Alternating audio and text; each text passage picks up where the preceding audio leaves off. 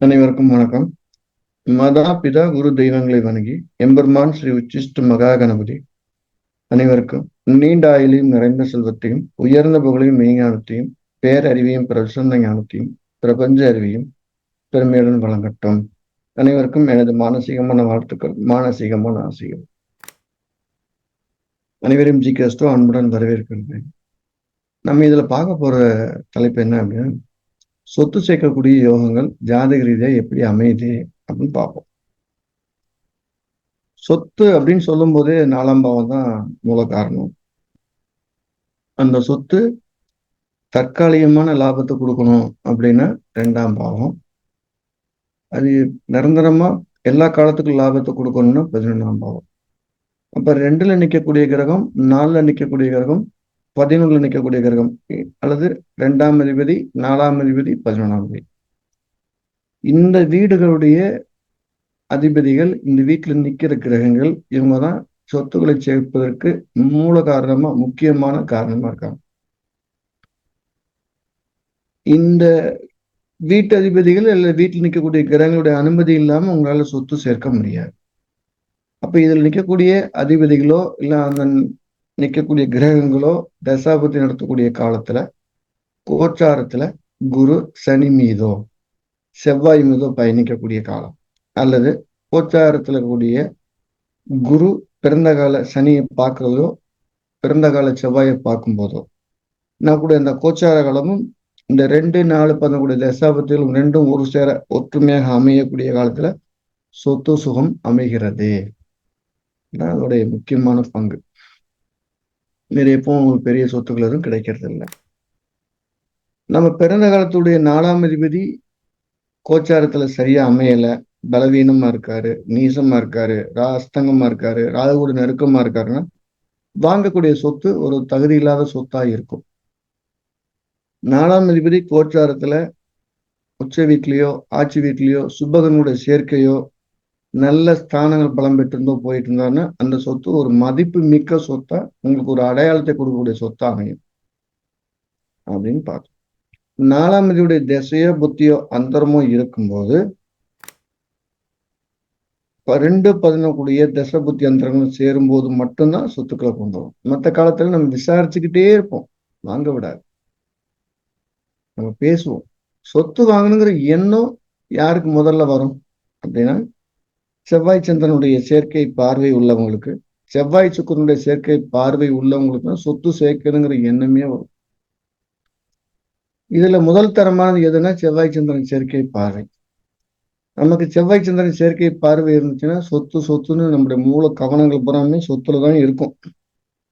செவ்வாய் சுக்கிரன் இருந்துச்சுன்னா ஒரு ஒரு ஆடம்பரத்துக்கு ஒரு அடையாளத்துக்காக சொத்து சேர்க்கறது, அத்தியாவசியமான தேவைகளுக்கு பண்ற சொத்துக்களை செவ்வாய் சந்திரனும், ஆடம்பரத்துக்காக பெயருக்காக சேர்ற செவ்வாய் சுக்கிரனும் கிரக சேர்க்கைன்னா முக்கியமா நமக்கு உணர்த்தது. அப்ப முதலே நமக்கு ஒரு எண்ணம் இருக்கணும். அப்ப செவ்வாய் கூட சுக்கிரன் சந்திரன் கனெக்ஷன் இருக்கான்னு பாருங்க. எண்ணம் இருந்தா அவங்க வீடு வாங்குவாங்க. 2வது தசாபத்தியில 2, 4 பண்ணக்கூடிய அதிபதி தசையோ இல்ல அது நிற்கக்கூடிய தசாபத்தி நடத்தக்கூடிய காலத்துல, கோச்சாரத்துல குருசனி செவ்வாயோட தொடர்பு வரக்கூடிய காலத்துல, இந்த 3ம் ஒருமித்து இருக்கும்போது மட்டும்தான் ஒருத்தர் சொத்து வாங்குறார், சேமிக்கிறார். இதுல 5, 9 கூடிய கோச்சார கிரகங்கள் இந்த 2, 4, 11 தசாபத்தியில கனெக்ட் ஆச்சுன்னா அந்த சொத்து அப்படியே பிள்ளைகளுக்கு கொடுக்குறாங்க, தானமா போகுது. இல்லைன்னா அந்த சொத்து தானமா போறது இல்லை. ஸோ இதுதான் ஃபண்டமெண்டல் விஷயம். இதுல நிற்கக்கூடிய பாவத்தை பொறுத்து நம்ம அடுத்தடுத்த கேள்விகளை நம்ம அதோட தொடர்புடைய கேள்விகளை எடுத்து சொல்லிக்கிட்டே இருக்கலாம். அப்ப சொத்து சேர்க்கணும் அப்படின்னா 4ஆம் இடம். இந்த 2க்கும் 4க்கும் என்ன வித்தியாசம்னா, சொத்துனால தொடர்ந்து ஒரு வருமானம், வாடகை வருமானம் மாதிரி வந்துட்டு இருக்குதுன்னா 2ஆம் இடம் முக்கியமான காரணம். அப்ப சொத்து வாங்கும் போதே ஒரு பில்டிங் வாங்குறாங்க, இல்லைன்னா ஒரு இட வாடகைக்கு இருக்கா இடம் வாங்குறாங்கன்னா 2ஆம் இடம் சம்பந்தப்பட்டா அதுல ஒரு வருமானம் வருங்கிறது ஞாபகம் வச்சு. நாங்க வச்சிருந்து விற்கணும், இல்லைன்னா பின்னால குழந்தைகளுக்கு கொடுக்கணும் அப்படின்னா வச்சிருந்து வித்தா லாபமா, இடம் எப்படி வேணும்னா 4, 11 சம்மந்தப்படணும். இது குழந்தைகளுக்கு கொடுக்கணும்னா 4, 5, 4, 9 சம்மந்தப்பட்டா அந்த சொத்துக்கள் வச்சிருந்து குழந்தைகளுக்கு தானமா போகும். ஸோ ஒரு பாவத்தோடைய சிந்தனை நமக்கு தெளிவா இருக்கிற போது பதில் சொல்வதற்கு ரொம்ப எளிமையா இருக்கும்.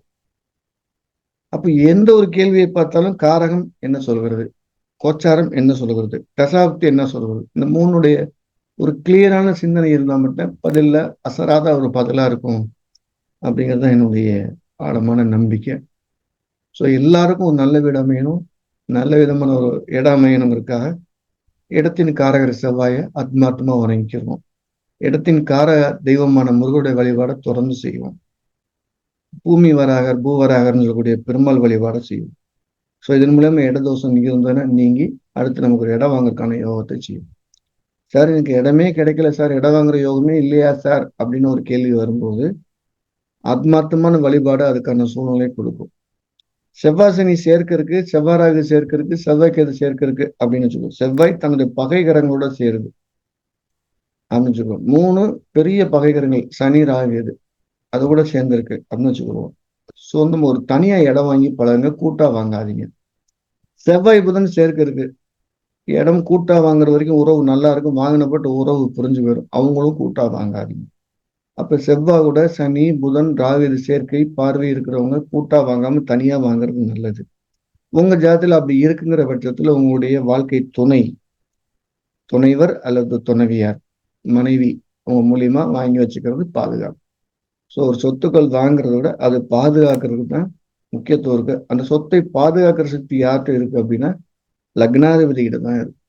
லக்னாதிபதி வலுவா இருந்தால் தான் சொத்தை பாதுகாக்கிற சக்தி ஜாதகருக்கு உண்டு அப்படிங்கிற மறந்துடாதீங்க. ஸோ நம்ம ஜிகேஸ்டோல என்ன பண்ணிட்டு இருக்கோம் அப்படின்னா எளிமையான விதைகளை கொண்டு ஒரு கேள்விக்கு பதில் சொல்றது எப்படி அப்படின்னு விரிவா நடத்திக்கிட்டே வரோம், சொல்லிக்கிட்டே வரோம். ஒரு கேள்வியை சொல்லி இந்த கேள்வி இப்படித்தான் அந்த கிரகங்கள் கோச்சாரமா இருக்கும், இது தசாபத்தியா இருக்கும், இது கார கிரகமா இருக்கும், எல்லாருக்கும் ஜோதிடம் போய் சேரணும் அப்படிங்கிற நோக்கத்தை தான் நம்ம செய்யணும். அற்புதமான ஒரு வித்தை எல்லார் வீட்லயும் ஒருத்தருக்கு தரமா தெரிஞ்சிருக்கணும்னு நான் நம்புறேன். அதுக்காக தொடர்ந்து படிங்க. நம்ம ஜிகேஸ்டோ சார்பா ஆகஸ்ட் 10ஆம் தேதி ஞாயிற்றுக்கிழமை ஆன்லைன்ல ஜோதிட வகுப்பு நடக்க காத்திருக்கு. படிக்க விருப்பம் இருக்க கீழே நம்பர் தொடர்பு கொண்டு பதிவு செய்துக்கலாம். எல்லாருக்கும் ஜோதிடம் தெரியும் மூலியமா ஒரு மிகச்சிறந்த ஆலோசகர் உங்களுக்குள்ளே இருந்து உங்களுக்கு வழிகாட்டுவாருங்கள், எனக்கு எந்த விதமான மாற்று கருத்தும் கிடையாது. ஸோ மீண்டும் அடுத்த பதிவில் சந்திப்போம். எல்லா வல்ல எம்பெருமான் ஸ்ரீ உச்சிஷ்ட மகா கணபதி அனைவருக்கும் நீண்டாயிலின் நிறைந்த செல்வத்தையும் உயர்ந்த புகழையும் பிரபஞ்ச அறிவியும் பிரசன்ன அறிவியும் பெருமிடம் வழங்கட்டும். அனைவருக்கும் எனது மானசீகமான வாழ்த்துக்கள், மானசீகமான ஆசை.